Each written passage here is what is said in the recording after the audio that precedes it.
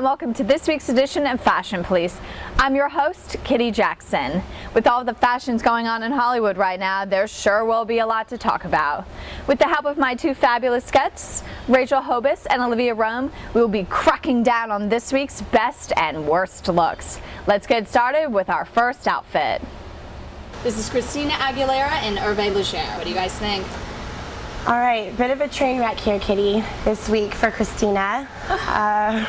Her bust is about the only thing I seem to notice with this outfit. Other than the hair, of course. Yes, other than the horrible hair and makeup. I think the wide black band with the leather jacket are completely mismatched, and it makes her look wider, if anything. Hervé Leger is a classic designer, and you're supposed to wear him with an essence of glamour, and instead she's making it look dressed down and casual and bar-like. Making it a little trashy-like instead. I totally agree. I mean, all of his clothing always accentuate the woman's figure, and she's hiding it with this jacket. You know, it doesn't show how tiny her little waist is, but it only accentuates how large her hips are. Right. You know, the jacket's hitting her right at her hips, at her widest part of the body, which just is never a good thing. Absolutely not. And I can't quite see her shoes, but they don't look like they match. Yeah. I mean, she loves to show off her boobs, but this is just too much. ridiculous. And Hervé Leger dresses allow you to do that, but with the jacket all bunched up and thick, it makes it look heavy, and it makes you think that she's wide. It's too much to look at. She's a tiny, petite little woman, and this just makes her look terrible. It really does. More voluptuous than slimming and glamorous. Also with the hair doesn't help much. If it was just slicked back in a tight little bun, it could have helped her a lot more. The chunky rings also doesn't help with the chunky jacket, and everything just looks too much to put on. Next we have Kim Kardashian in a Tibby blouse and a Donna Karan lampshade mini.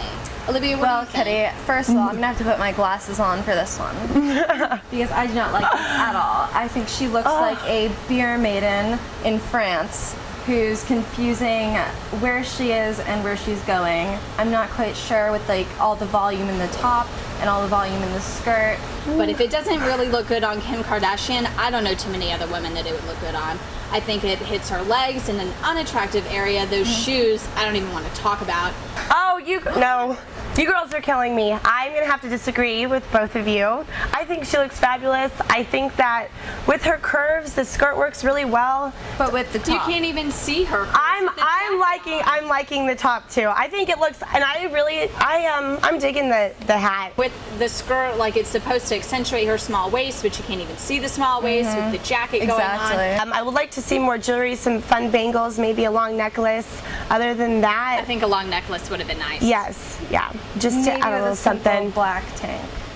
Yes, if it was a black tank or even a nude tank, but just it looks like she could have like monster boobs, like it could start here and sag. Well, she does have monster boobs. She does, yes. Well, yes. But they're quite perky, unlike what it looks like. That is true. That is very true. That is very true. A red lip would have been nice. I would have liked it. Or like a colored belt, or maybe even a colored hat. The thing that I don't like about the hat is that it's pushed so far back on her head. That's what I don't like. I don't like the long viewing of her part. The hat should have been more forward. If you're gonna wear a hat, I feel like it should be a statement piece, you know, not just some, you know, off to the side French half of a beret. Or if you're gonna wear it like that, it should be casual, not heels, like you're going out. Agreed. Well, I think every woman on the planet knows this handsome face. This is Bradley Cooper and Hugo Boss. Okay. I think we all got a little bit giddy first. I agree. We all kind of took our breath in. Yeah. I kind of like the shininess of the jacket. Yeah. I mean, yes, I like anything glittery, you know, as you ladies know. Also, the jacket with the one button, I don't know if... I don't like that much either. It's too much. It's just kind of then flaring out. I agree. I think it looks a little bit feminine, if anything. Yes. The one button across. I think, if anything, he should have either buttoned the whole thing, or he should have left it open and left it casual. It was like the empire waist for a woman, you know, where you wear it clothes. to hide something underneath, and the empire for the man is not something I'd ever like to see. He's too beautiful and has too nice of a body. I have to be honest though, I don't think buttoning it all the way to the neck without a tie would look good, and I don't think wearing an undershirt would look good. So I can't say that it really bothers me that his chest hair might be peeking out a teeny bit, because why don't you go all the way, but one more button, just something, you know, like if he was wearing a tie, he'd have it buttoned all the way up. Just there's one button left that you can see, and I just think he just looks too hairy for me. Like he's got the scruff going on, he has the long, you know, Bradley Cooper do, and then the chest hair is just too much. Which is exactly why I think that I like the choice of shirt. If he was wearing a black shirt or a dark shirt, I think it would look a little too, pardon if I say Guido-y, but so well, hey, this like is Guido, 2010. yes, I mean, yes.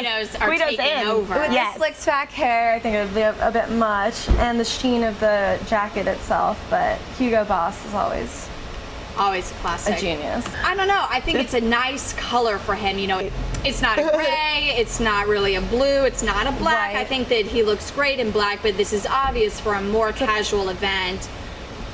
I like it, but minus the one button. And if he was going to do the one button, I think it should have been a little bit lower. Well, here's another fashion disaster for Diane Keaton. Here she is at the Els Women in Hollywood event last week in a dress by Marnie. To be honest, I appreciate Diane Keaton's respect for the boyfriend style, you could say. She wears men's clothes very well to a form-fitting way, and I think that's what's lacking here. I think it's literally a potato sack. It is a fuzzy brown and black and blue potato sack, and she has, I don't know if it's a cutoff dress or if it's supposed to have the sleeves and the turtleneck, you know, style neck. But I mean, I literally think that she looks absolutely ridiculous. I mean, she could have done so many different things with this look. She could have belted it, worn a different color shoe. I mean, So unflattering. The sleeves also are something I mean, obviously Diane Keaton put on. The turtleneck and mock turtleneck for Diane Keaton is her style. It always has been, even in her earlier years. You know, you see her on set of movies, you see her everywhere, and she always is covering that area, whether it's with big pearl necklaces or whatever. It's her look, and I can understand that. But with the cutout thumbs that she has going on. I just saw that. Yes, the cutout thumbs. What is that? I don't understand it. Looks like some middle school accent. Yes. Yeah, like when you just wear it down to and the you point. poke your thumbs through Which it. was still not okay when we were in middle school. So I don't And even she's understand it now. rocking, you know, this woman is in her, you know, in her 50s and 60s, and she's rocking black nail polish as well. Yeah, this dress is just not working for her. It doesn't complement any of her best features, and she is a fabulous woman, and she looks stunning in just about anything, and this is not going to work for this week. I don't think the color scheme is right. I don't think the shape is right. I don't think the fit is feminine whatsoever. No. I would love to see what she did with this on the runway, if she belted it or maybe if it was much shorter, something. But there's no way that when Marnie was designing this dress that this is the way that she wanted it to look. And more color in the lip. Her mouth's being lost with the makeup. The makeup, Absolutely. everything's the same color. You know, she could have just worn a red or, you know, anything more. She's being color lost in right the now. shoe. Yes. Absolutely. Yeah. Some kind of brightness of the color. But I'll have to say that I disagree with you ladies about the glasses. You know, right now, geek is chic. Like, these glasses are really in right now. You know, all the stores have these fake glasses going on. I said nothing love about it. glasses. Yeah, no, Olivia. I think Olivia likes the Well, glasses. then I disagree. I think I'm the only one. Yes. With Rachel, and I think geek is chic right now. Right. I have to say. Next, we have the always fashionable Kristen Stewart in Valentino.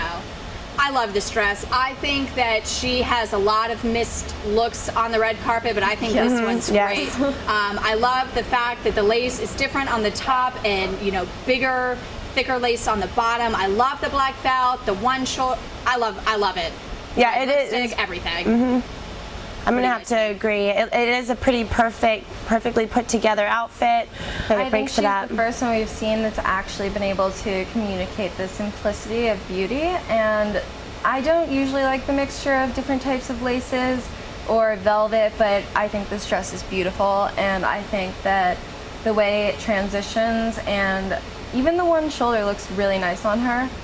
I agree, and I'm usually not a big fan of the bow on the shoulder. You know, we saw Nicole Kidman in that red dress at the Oscars a couple of years ago, and I just never really liked it from then on. But I really like it because the bow, it's like Understated. Yes. Exactly, and the bow, the darkness of the bow matches the darkness of the belt. I think it just goes really well together. And the one pop of color that she has is her lips, and she's got nice lips. You know, she has a plump, nice bottom lip and everything. You know, the nude makeup pretty much. Other than that, you know, not the real smoky eye, just something Love her hair. I think it really matches, you know, her personality. She didn't lose herself, although she is in a so much more feminine dress. You know, she hasn't lost her grunge, her edge, or anything, and she really shows that with her hair. I don't know, but I love this look. I agree with you too, saying that the hair stays with her same style and keeps her a little more offset in the same funk that she likes to stay in, with being very, you know, super classic. Valentino does classic pieces. This is a perfect example of a classic piece by him, and she's wearing it the best. Agreed, very agreed. Well, here's a better Kate Hudson in Prabal Gurung. Yes, I love this one. This is a designer I am unfamiliar with, becoming a little more familiar with. He is known and really favors these T-length dresses with kind of the bubble hem, but not so much, and I absolutely love it. It's a great length for Kate, who, you know, is a little bit more shorter of a girl, and it really elongates her body and makes her look very tall and slim and model-esque. And exactly, I'm so excited about this one because it has an essence of old Hollywood glamour with the shine on the shoulder and kind of that modest length, but still showing some skin of the other shoulder. And I think she just looks stunning in this.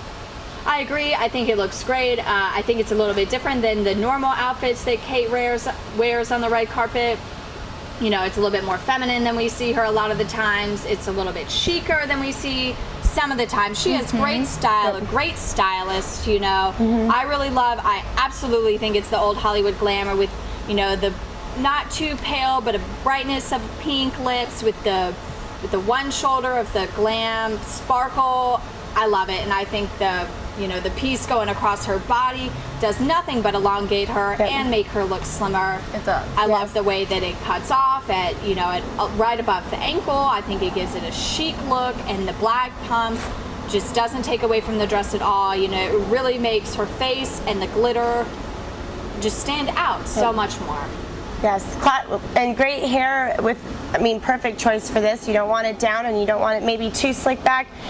It looks great, and it still stays with, you know, Kate is known to be a little bit of a hippie and have, you know, a very laid back style, and so she's staying with that as well with the hair, and it looks fabulous, and her body looks great. You know, for her age, she is looking fabulous. The skin looks good. Everything here, she shines. She's belle of the ball. Absolutely. Yep. And I like the hair, just like Kristen Stewart, you know. Yes. She has the hippie thing going on, somewhat grunge sometimes. I think that the hair, you know, if it was sleeked back, it just wouldn't really look like Kate. Has a modern twist. Yes, absolutely. I think that this one just really looks like Kate. It's perfect. Well, with all the fashions going on in Hollywood right now, it sure is a good thing that this is a weekly show. I'd like to thank my guests, Rachelle Hobus and Olivia Rohm. You ladies are never victims of fashion. Oh, thank you, Kitty. Thank you for having us. Absolutely. Yeah, thank you. Absolutely. It's a lot of fun. Pleasure. Well, with Halloween being this weekend, next week will be dedicated to the best and worst costumes. For this week's edition of Fashion Police, I'm Kitty Jackson. Bye. Bye.